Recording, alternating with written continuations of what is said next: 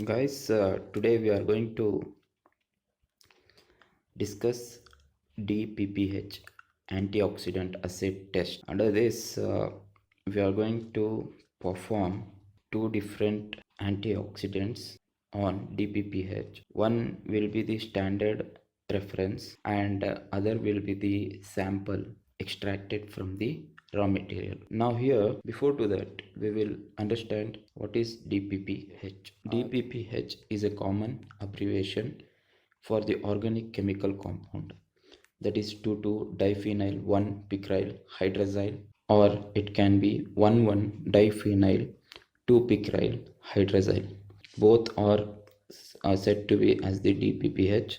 These are the free radical components but stable under their particular formula. So DPPH is well known radical and a trap for other radicals. So here trap or the scavenger, nothing but they are going to react readily with the other radicals which are going to have the free electrons in their formulas or in their compound or the outer orbits. So they are going to give rise to the new compound. So here because of the formation of the bonding with the other radical or the compound, that is going to be called as the trap. So they are going to get readily neutralized with the other radical compound. So that is what called to be as the trap or the scavenger. So scavenger is also nothing but it is going to get arrested by donating or by accepting the electron which they are going to have in their outer orbits to share with the other radical molecules. So here it is going to be present as the dark pink or purple colored crystalline powder composed of stable free radical molecules. DPPH is used as indicator of the radical nature of that reaction. So here, as it is already a colored compound, as it is going to react with the other radical compound, there will be the change in the color of DPPH from its dark pink or purple color. DPPH is thus intended to represent the free radicals formed in the system whose activity is to be suppressed by the substance AH, that is the outer hydrogen molecule present. While DPPH can accept an electron or hydrogen radical to become a stable diamagnetic molecule. Diamagnetic molecule in the sense electron in its outer orbit, and they are going to accept an electron or the hydrogen radical. Because of that, the overall compound is going to get neutralized, in the sense it is not going to have any of the free electron sharing positions on it. So that is going to form the DPPH as the neutralized molecule after the reaction with the other radical molecule. So that is the diamagnetic molecule. It can be oxidized only with difficulty and then irreversibly. Once it is going to get neutralized, it is very difficult to break from the other radical molecule. So it is the irreversible kind of the reaction. Coming to the next slide, this is the main slide where we have to understand the required phenomena or the reaction which is going to takes place within the DPPH assay or the test. Here first point is the antioxidant activity of the antioxidant compounds was measured in terms of hydrogen donating or radical scavenging ability using the stable radical DPPH.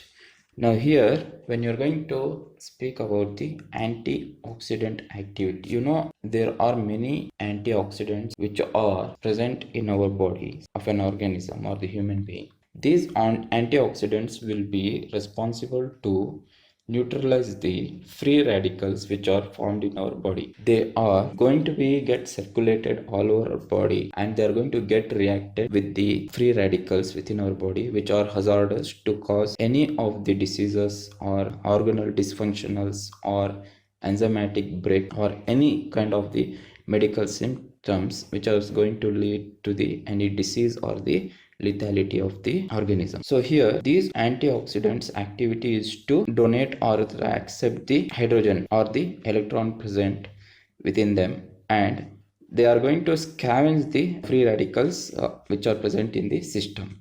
So here, as we have understood about the biological system, how the antioxidant compounds are going to show their antioxidant activity to donate hydrogen to scavenge the radical, that is the same thing we are going to apply on the DPPH. As the DPPH is the free radical, as we are going to subject DPPH with the antioxidant compounds, this DPPH is also going to have the free sharing electron. So both the compounds, that is the DPPH and the antioxidant, are going to react with each other. So here DPPH free radical method is an antioxidant assay based on electron transfer that produces a violet solution in ethanol. This free radical, stable at room temperature, is reduced in presence of an antioxidant molecule. So here when you are going to subject the free radical DPPH with the antioxidant, the DPPH is going to get reduced. It is going to share or accept the hydrogen molecule from the antioxidant. So it is going to produce the violet color, and here giving later, as it is going to reduced in the presence of the antioxidant molecule, the violet color is going to get reduced. So here the color may change to yellow, and if there is the high antioxidant present in the medium, then it may lead to the colorless ethanol solution. So antioxidants reacts with stable free radical DPPH, becomes paired off in the presence of a hydrogen donor and is reduced to the DPPH, and as consequence the absorbance decreased from the DPPH. So radical DPPH has deep violet color in solution. It is going to convert to radical DPPH double H, that is the 2,2-diphenyl 1-picryl hydrazine hydrate, form with respect to the number of electrons captured. It becomes colorless or pale yellow when neutralized. Now here this is a very important part of the principle. Here what happens, depending upon the amount of the DPPH and also the antioxidant got reacted, if both the DPPH and the antioxidant are corresponding in their amount in the concentration with respect to the concentration, it is going to neutralize both the molecules to get combined, and it is going to give the colorless solution. So that is what the meaning. So here in the colorless solution, this is what the DPPH is going to get reduced to 2,2-diphenyl 1-picryl hydrazine hydrate. More the discolorization, more is the reducing ability. So in the sense, if you are going to use the more antioxidant, because of that more antioxidant, the reaction of that more antioxidant is going to take place with the DPPH, and the DPPH is going to get reduced more in its amount, whatever the amount will be present in that solution medium. So here, because of the discolorization, more discolorization, it is understood that there will be the more neutralization has been taken place, or reducing ability has been seen. And the feature, because of this discolorization, the feature allows visual monitoring of the reaction. Visual monitoring of the reaction means from violet color to the amount of the reduction of the violet color or to its colorless solution, there will be the degree of reducing of the DPPH because of the antioxidant. The property and the number of initial radicals can be counted from the change in the optical strong absorption band centered at 515, 517, 520 nanometer under ultraviolet spectrophotometer. Now here property and the number of initial radicals. Here property in the sense the whatever the features which we have discussed here from to here, under that one feature what we have discussed is about the change in the color. That is the main property here. So here, and the color, if the color intensity is, if you are going to consider if the color intensity is high to the colorless, we are going to have the 5 to 6 readings within the laboratory, whatever the containers we have taken. In that we are going to measure that particular colors under the optical strong absorption under 515, 517, 520 nanometers. Here I have mentioned three different absorbances of the spectrophotometry or the spectrum. It is because I have gone through many lab manuals and the articles. They have shown a swab of nanometer spectrum. There somebody has shown 490 also, someone has shown 500 also, somebody has shown 510, and some has shown 515, some have shown 517, 57, some have shown 520 nanometer for the same DPPH of 2,2-diphenyl 1-picryl hydrazine or 1,1-diphenyl 2-picryl hydrazine. So they have used both the reactions, but respectively they have used one instead of the both, that is either the 2,2-diphenyl 1-picryl hydrazine or the 1,1-diphenyl 2-picryl hydrazine. So because of that I have shown all these three. Out of this one you have to use to take the absorbance under the UV spectrophotometer. But remember 517 to 520 is the best nanometer wavelength where, or the spectrum where we can get the better absorbance for our calculations. Coming to the next slide, here you can see these are the samples. One is from here till here. You can observe here the activity of antioxidant is less because the amount of antioxidant has taken here compared to the DPPH presence is less. Here it is little more, here it is little more compared to these two, here it is little more compared to these three, here it is very much high compared to these four, here it is higher compared to this previous, and it is the extreme compared to all these previous. So here you can see the colorless. Now here you can see there is the decrease in the color of the DPPH because of the increase in the antioxidant activity on the DPPH, where antioxidant has got neutralized the complete DPPH present in the solution. So with this what we understand is that we are using the DPPH as the base molecule to understand the antioxidant activity on the free radicals. So we are going to examine the antioxidant activity, to what percent it is going to act on the free radicals. So here this is the one of the main experiment which will be used in many research labs to understand a particular antioxidant which is going to act upon a particular free radicals which is formed in the within the organism's body. So because of that it will be very easy for the pharmaceuticals or any research labs to understand how to neutralize the free radical which is hazardous to the body nature.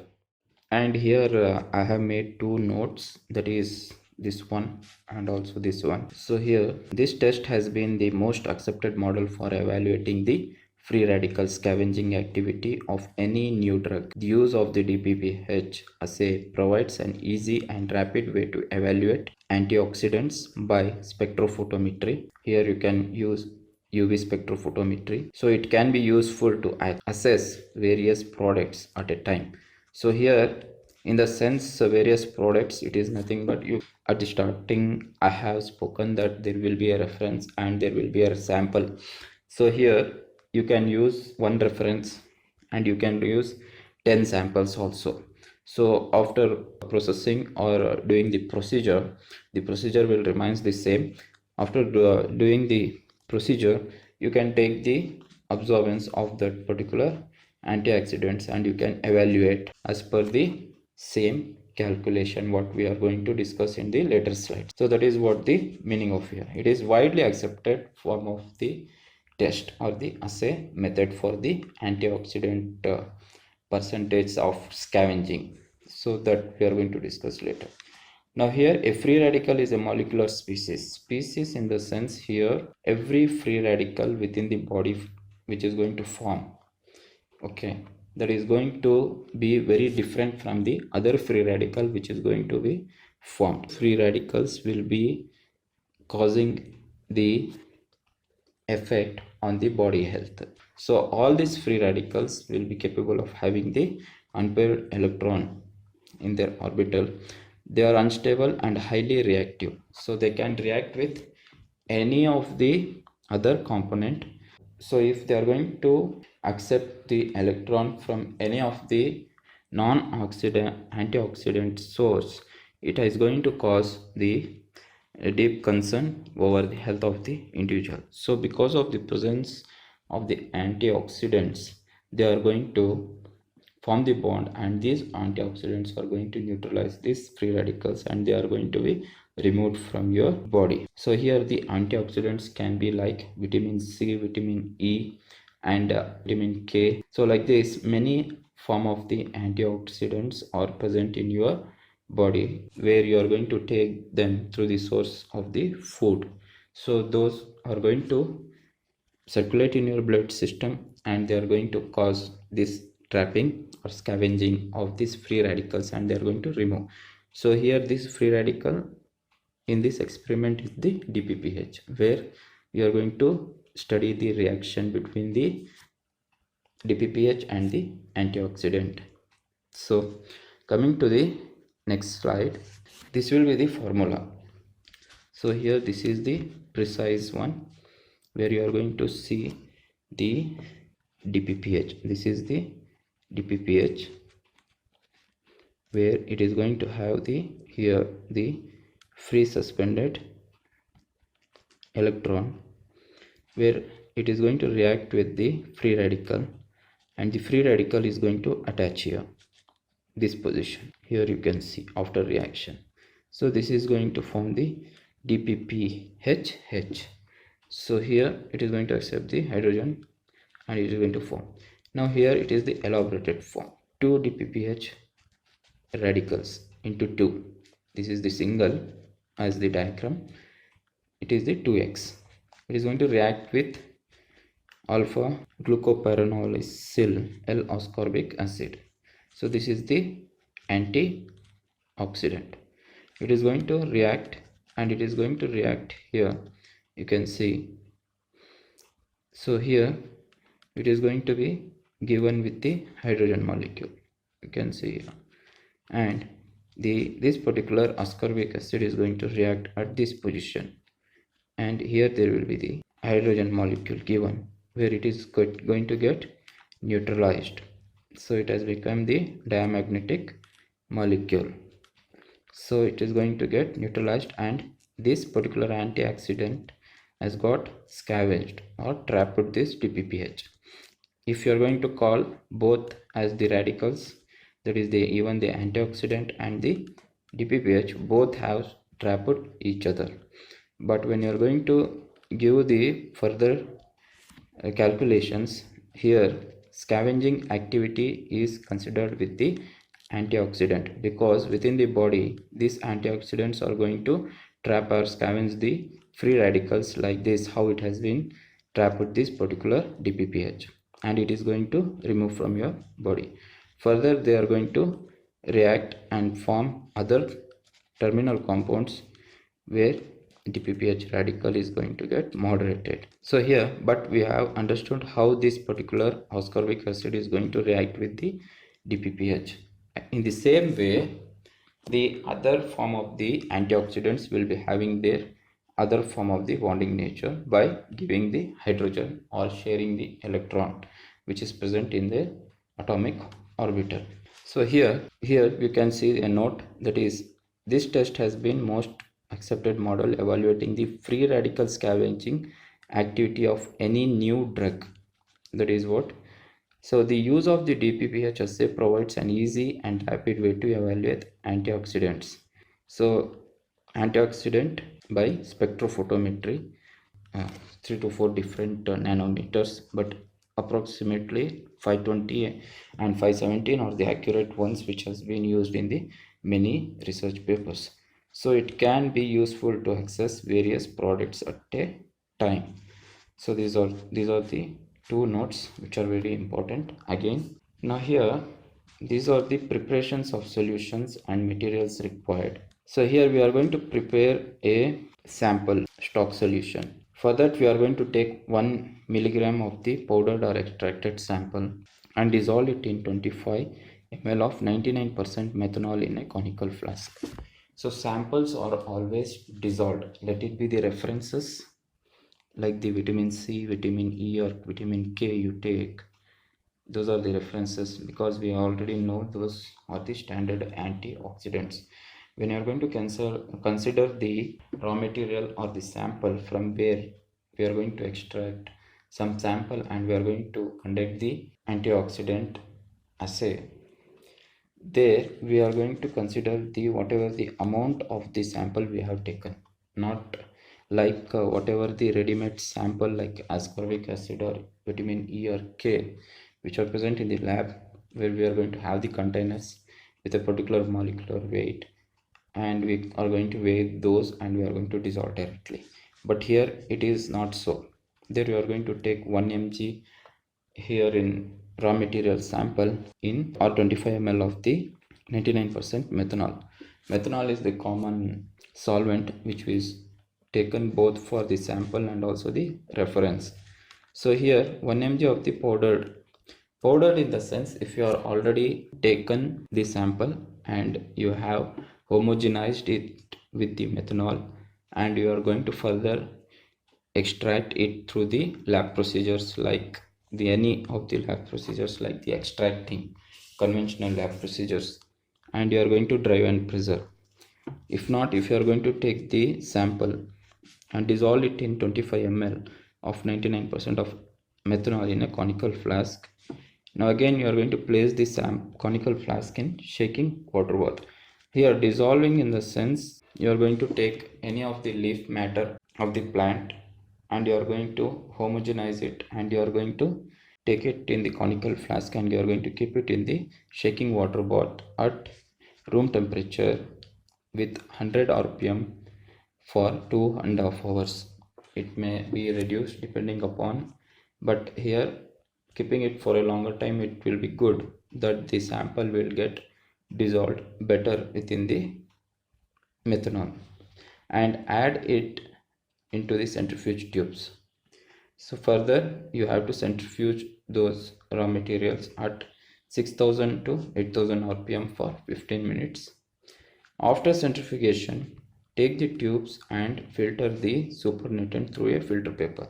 Remember, even the supernatants will be having the minute debris that is going to cause during the reaction between whatever the antioxidant is present in the sample and the DPPH. So you collected the extracted solution. Further, you can dry and preserve by conventional ways until next use. If you want, you can dry that sample that is going to give the powder that you can use in the later lab experiments that you have to do with your conventional methods. But certainly what we do, we are going to take this sample and we are going to prepare the stock solutions for the further procedure, where we are going to take this dissolved 10 ml of 99% methanol in order to prepare 400 microgram per ml solution. Now here you are going to wonder how this 400 microgram per ml solution is going to be calculated. So here when you are going to consider 1 milligram in 99% of the methanol for 25 ml, with this calculation only you have to consider, as we are taking this as the sample. So because of that we will be able to understand approximately that what the amount of the sample is present, and with that we are going to correspond those within the graph. During the explanation of the graph I am going to give the details on this also. And then serial dilution are prepared for a required concentrated solutions, that is for the procedure, this one. Other materials required is shaking water bath, centrifuge, micropipette, UV or spectrophotometer. Next is the preparation of the DPPH solution. So here you are going to prepare this DPPH solution of 0.004% weight per volume, that is 1 molar DPPH preparation. Under this, 4 mg of DPPH on watch glass to be weighed and dissolve it in 99% methanol of 100 ml. Each time freshly prepare it and store it in dark and cool place. This has to be prepared freshly each and every time the experiment is conducted. The actual nature of this particular, the DPPH and methanol reaction is going to get reduced. Because of that we have to keep it in the dark place. Mainly what we are going to do, we are going to cover the DPPH prepared container with the silver foil. Else you can take a dark bottle and you can fill it and you can stopper it and you can place it in the dark container. Further, preparation of standard ascorbic acid. For reference, 2 mg of ascorbic acid dissolved in 2.5 ml of distilled water. So the concentration of solution is 800 micrograms per ml. This is called stock solution. Then the serial dilution was prepared as different concentrated solutions, that is like 12.50, 25, 50, 100, 200 and 400 micrograms. Each is the micrograms.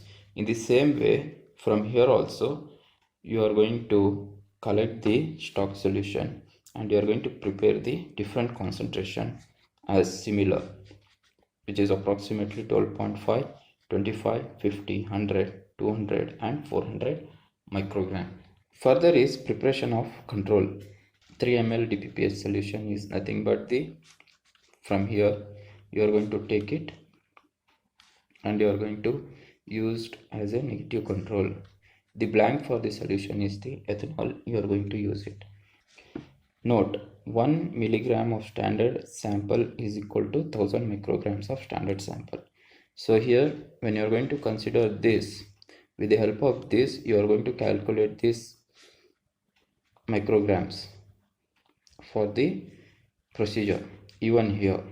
So here you are using the 1 milligram of the sample. So here after doing all these procedures also you are going to mentioning it to be in the whatever the last volume you are going to take and you are going to correspond that with that volume and you are going to prepare the concentrations. Again note, methanol can be used in 99% form, 95% form, 30% form. Here when you are going to consider 99% of the methanol, it is nothing but 99:1 methanol and distilled water. So here if you are going to take the measuring cylinder and if you are going to pour 99 ml of the methanol and you have to pour 1 ml of the distilled water. In the same manner, for the 95% of the methanol you are going to prepare it to be as methanol for 95 ml and 5 ml of the distilled water. 70% of methanol nothing but 70 ml of the methanol and 30% of the distilled water. Like this you are going to prepare. But here in the experiments I have observed 99% and 95% and 90%. These are the three concentrations has been used. It is to keep the sample intact, not to get diluted the sample on which we are reading the or studying the scavenging activity. So here I have mentioned as procedure 1 and procedure 2. Procedure 1 is for ascorbic acid and procedure 2 is for the sample. Both are the same procedures. So here first to take 6 samples, where all 6 samples will be having the different concentration of the sample.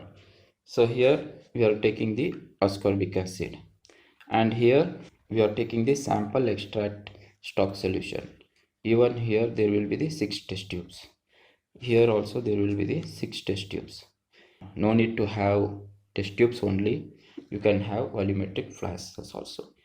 And one thing I will do is that, as the procedures are the same for both, that is the ascorbic acid and for the sample, we will discuss the same here within the protocol.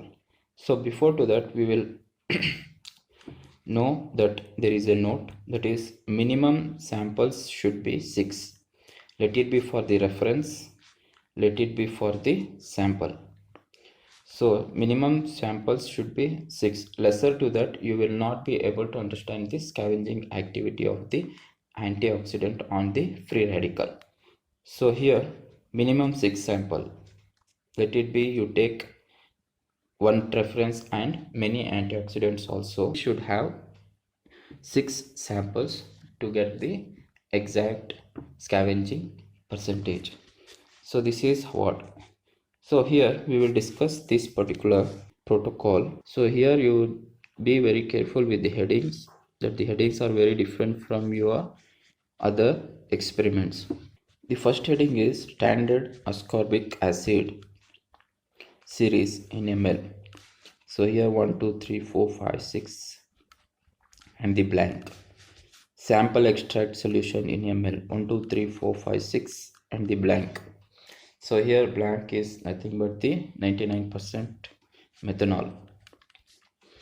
Now weight in micrograms, it is common for both 12.5, 25, 50, 100, 200, 400 and 0 because it is blank. Now here this 6 containers or the, let it be test tubes or the volumetric flasks, however it is convenient for you, you can use. You make the separate column of this and separate column of this before going to the next steps, so that you should not confuse filling these two different columns to be confused, and you should not fill it to be double time, or you are not going to leave it not filling. So here for the first, you to add 4 ml of DPPH solution to each of these samples. Let it be for the reference and for the sample solutions. For the both you are going to add and you are going to mix it very well. Then further you are going to make up all volumes to 10 ml with 99% of the methanol. After adding the DPPH, you are going to make it to the 10 ml. And further you are going to incubate it at room temperature for 30 minutes in dark place to complete the reaction. So after the 30 minutes of the keeping in the dark chamber or the place, we are going to observe the color change from dark violet to the different degree of discolorization. It is depending on the concentration of the antioxidant. So again after that we are going to do the absorbance. So absorbance can be done at 515, 517 and 520 nanometers against the blank. Remember here the AO in the DPPH scavenging effect equation stands for the control reaction. Here the blank is different from the control reaction. So here when we are going to consider the preparation of the solutions under this preparation of control I have mentioned, under this there is one negative control which will be prepared and blank will be prepared.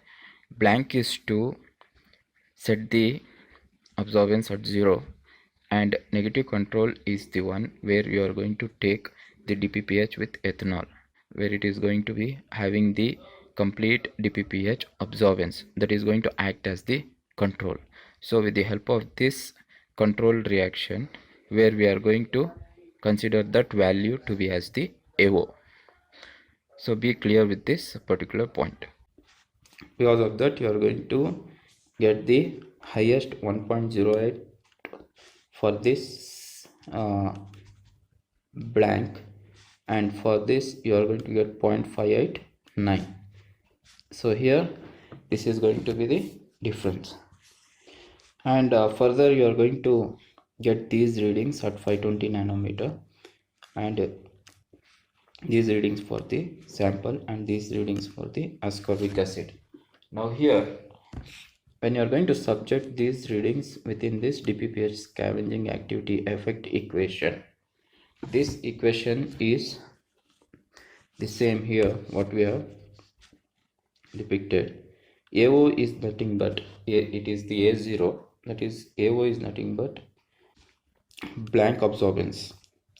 A1 is nothing but the absorbance of the sample, let it be the reference or the sample, and again AO is nothing but the blank absorbance value. So you are going to minus the blank absorbance to the sample or reference absorbance, and you are going to divide it by the blank absorbance only, and further you are going to multiply it by 100. So whatever the value you are going to get, you are going to put it here. In the same manner you are going to do for all this with here in the for example, if you are going to doing the DPPH scavenging effect for the ascorbic acid, here this will be the AO and this will be the A1, and again you are going to subject those here, and you are going to do the calculation, and you are going to submit the value here. In the same manner for the next sample, AO you are going to take, A1 will be this, so here it can be A2, you can take as A2 as the thing because absorbance of the second reference.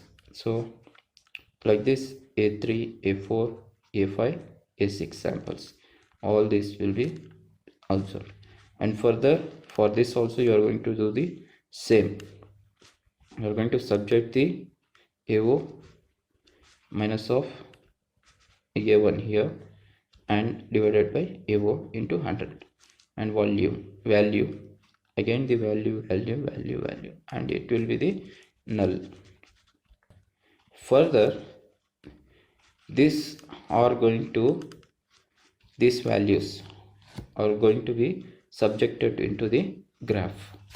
So here, before subjecting into the graph, we have to understand the IC50. What is IC50? This is very important part from here what we are going to discuss, so that you concentrate very well. IC is nothing but inhibition concentration. It is what here for example, as we have already discussed, that the antioxidant will be having the scavenging property. Scavenging property in the nothing but it is going to trap the free radical present. So here inhibition nothing but it is going to inhibit the free radical from its activity by scavenging on it. So here we have to understand what amount of the antioxidant will be responsible to or determined to show its scavenging activity at 50%.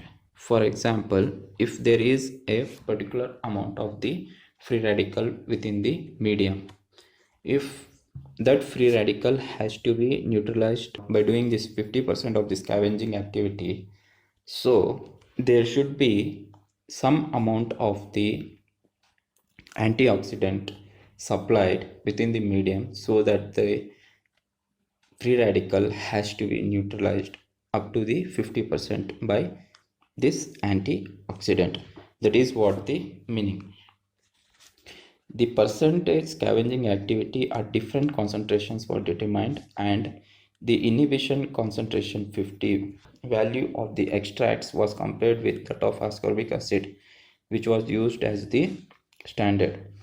Inhibition concentration means inhibition IC means inhibition concentration and IC50 is half concentration of inhibition. It means the concentration of antioxidant that inhibits free radical. You can calculate it via plotting different concentration of your extract and read its percentage inhibition. The concentration corresponds to inhibition percent 50 on the plot is IC50. So here, as we have taken 6 compounds,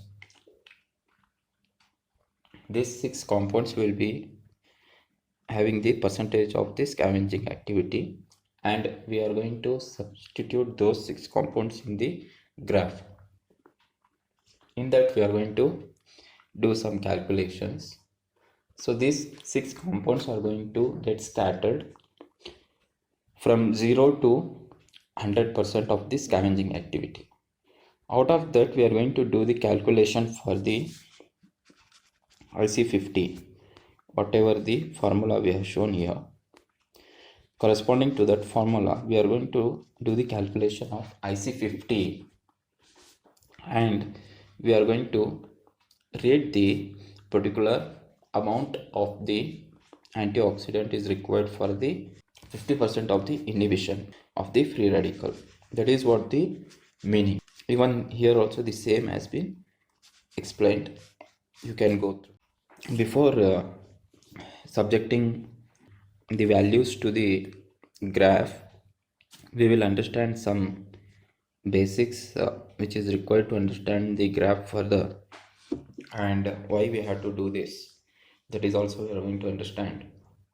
Here there will be linear regression line within the graph, which will be the simplest estimate of IC50 is to plot x and y, fit the data with a straight line. IC50 value is then estimated using the fitted line, that is y is equal to ax plus b. Here this y is equal to ax plus b will be further derived to IC50 is equal to 50 minus b by a. So here linear regression is to fit a straight line to your data. In its simplest form, it is to find the slope. Slope will be whatever the line is going to pass to its height. There will be a particular angle of slope.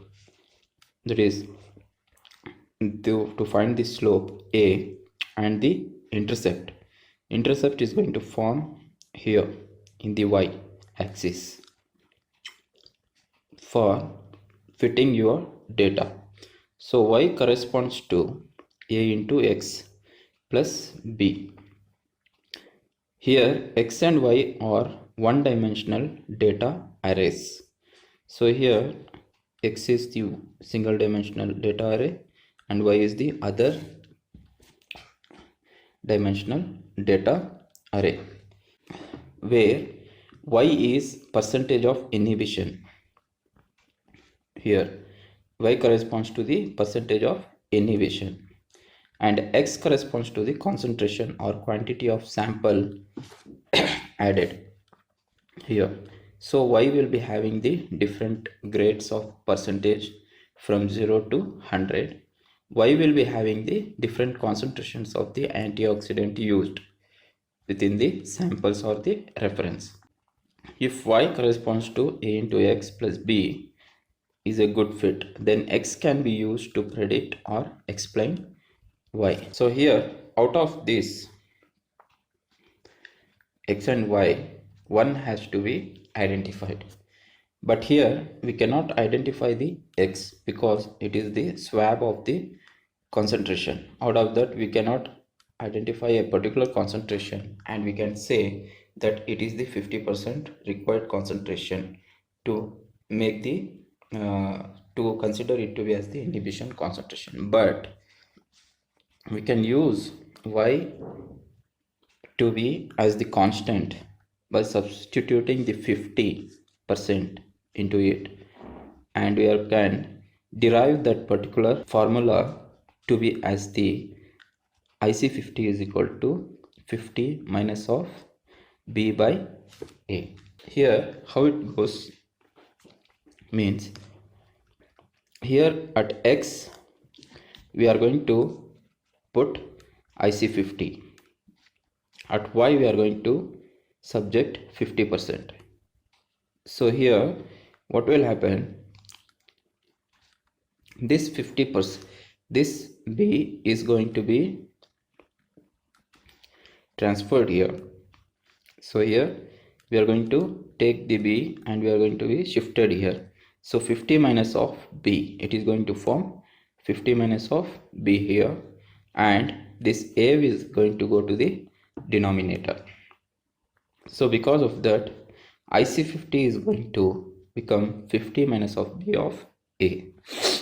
So here this is what the exact formula used to calculate the inhibition concentration at 50%. Now here I have shown other variables or the formulas here also at this right corner down. Here also I have shown these are the corresponding formulas itself. Here you can see y is equal to ax plus b. The same can be written as y is equal to mx plus b, and this IC50 50 minus b by a. Here IC50 is equal to 50 minus b by m. So this above formula has got derived into this, as this got derived into this. Here if we are not going to take the y-axis as 0 to 100, instead of that if you are going to take growth inhibition as the value of y or in the range of 0 to 1, the 50% what we have taken here is going to convert to 0.5, as it is the values between 0 to 1. So the formula is going to convert to IC50 is equal to 0.5 minus b bar m. IC50 is equal to 0.5 minus b bar a, corresponding to these formulas. So don't get confused, because in some standard references they have given this particular formula as one of the standard equation to calculate IC50.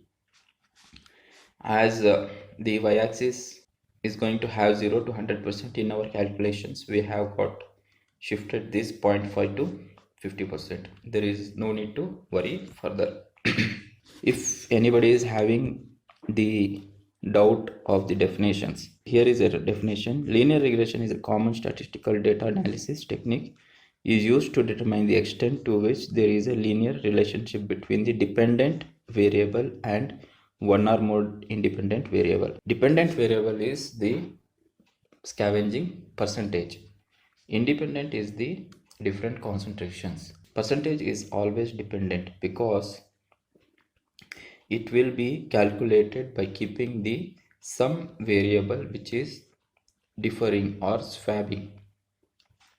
So here it is the dependent variable on the y-axis, here it is the independent variable which is not required of known as the percentage, but as per our calculation we are going to use this to know this particular concentration at which the 50% of scavenging is going to takes place. So this is what a particular discussion.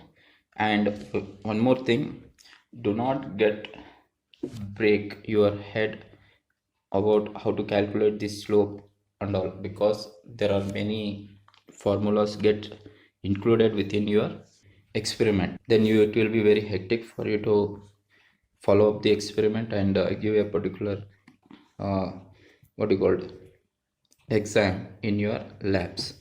Further is that this is how the subjected graph, the value subjected graph is going to appear. Now here we have selected this particular weight in microgram, percentage of ascorbic acid scavenging, percentage of the sample scavenging has been considered. These three columns has been taken separately and we have subjected into the scattered graph on the Excel. After subjecting, we have got this particular two curves which are going to flow in this manner. One is red, one is the scavenging of sample, blue one is the scavenging of the ascorbic acid.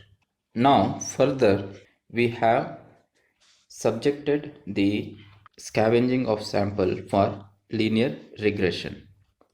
Now you got, after subjecting the scavenging of the sample for linear regression, you got a formula where y is equal to 0.161x plus 31.929. Now 0.161 is the slope and 31.929 is the value of the b. So here value of the b. So here when you are going to consider these two values under IC50 formula, that is in this, after subjecting this 31.929, you are going to get the value of IC50 to be 112.29 microgram per ml. So here this will be the 50% scavenging activity can be seen at this particular concentration. So here when you are going to consider this in the formula, in the y-axis 50% is going to fall between 40 and 60, and if you are going to do a line perpendicular and dropping here, so it is going to make a particular or perfect line drop on the concentration. So this will be the particular inhibition concentration at 50. And if you are going to consider the scavenging activity of ascorbic acid, you can see here this will be the linear regression line or the trend line, which is also called as the trend line. Here the slope will be of 0.1696 and the b value will be the 20.012. so here that will be subjected in IC50 and we are going to do the calculation and we are going to get 177.45 microgram per ml. Now if you are going to consider this 50% and if you are going to pass till to the trend line and you are going to fall here, you are going to get the exact value of 177.45 micrograms.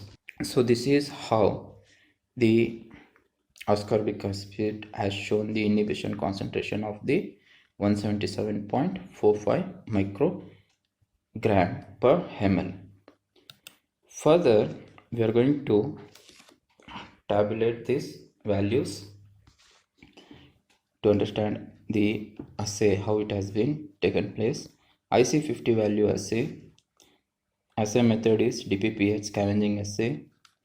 Aqueous sample microgram per ml will be 112.29 microgram per ml.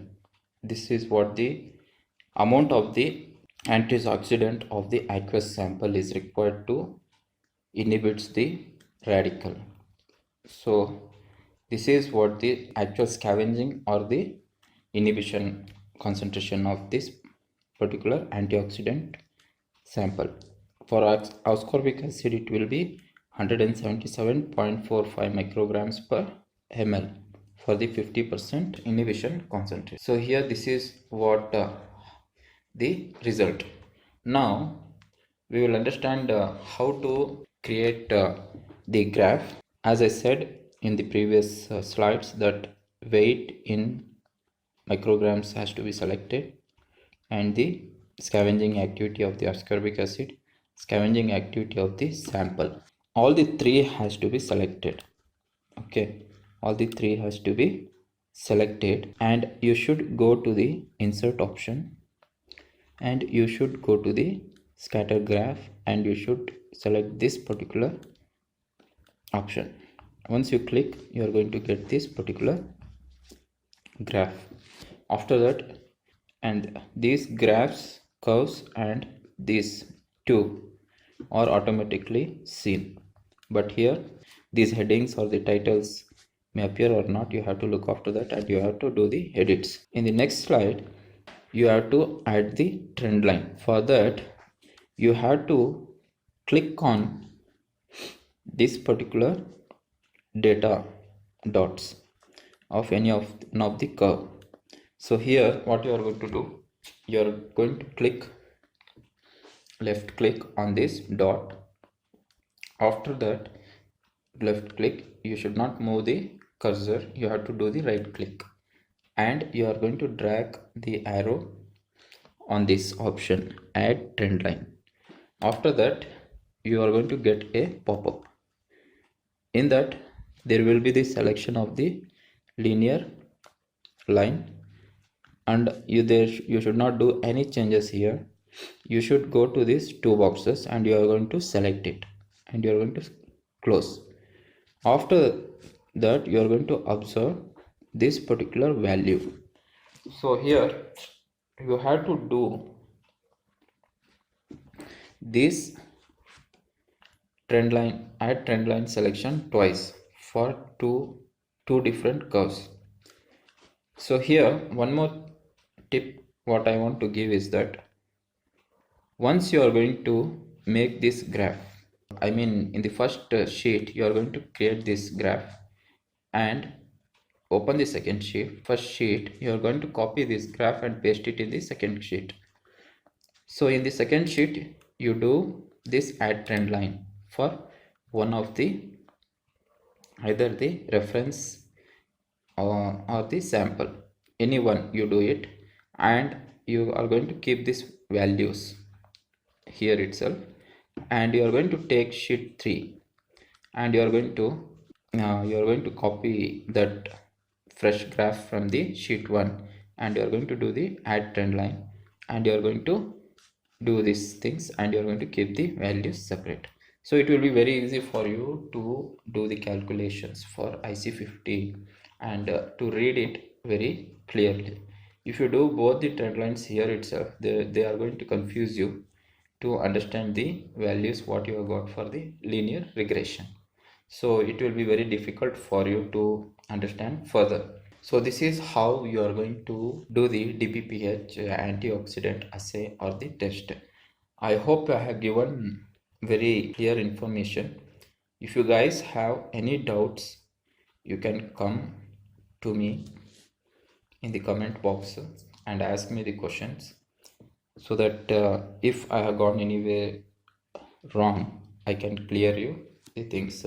Thank you for watching Big Book and going through these slides, and we hope we have done our best within this DPPH antioxidant assay activity.